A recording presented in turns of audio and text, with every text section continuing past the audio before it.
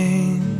I wonder if I'll ever find my way. I wonder if my life could really change at all.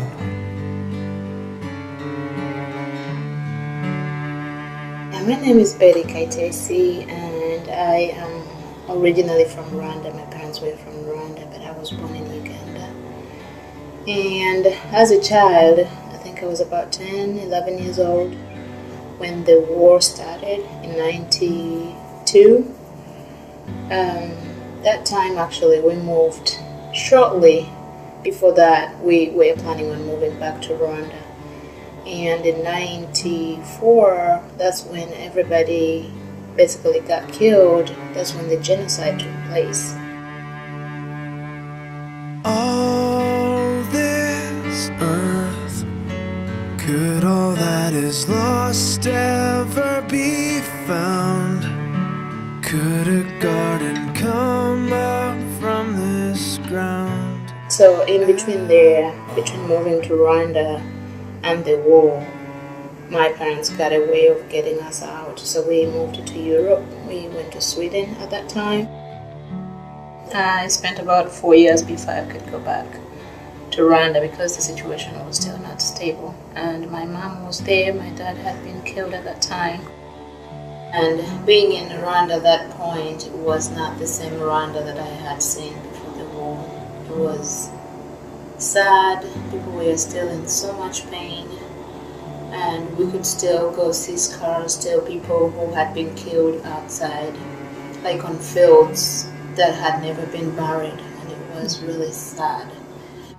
About 3 years later from that time, I was a student in Sweden and I lived in Sweden full time. My mom was the one still in Rwanda. I was still talking every now and then on the phone. I met my husband. That time was 2000, I believe. May actually. I met him in Sweden, although he lived in Germany.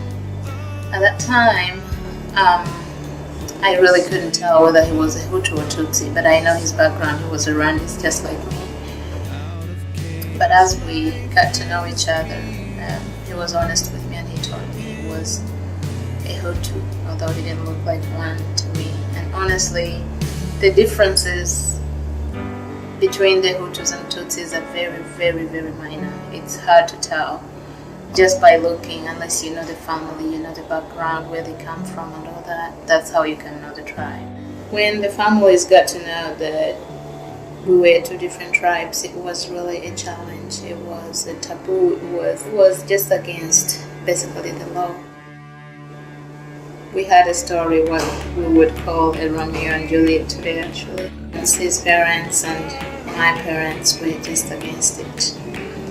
But through the time, somehow, somewhere it has worked out. I think we've got on our side and our faith in our love for each other. We have 3 children today and we did get married and our marriage was accepted, but we still face some situations whereby we have to be really careful. In like friendships, our friends would just look at us, or some strangers even sometimes would be like, what are you two doing together? You know, you shouldn't be. But with our faith, with just knowing that God overtakes everything, that people can still make it, although a lot of people are against it. It pushed us to be stronger and stronger. There's nothing exhausting like fighting for your rights, especially knowing that you love somebody, and because that somebody is a different tribe, God made that person for who they are. That's my belief. He's a human being just like me. What makes us different? You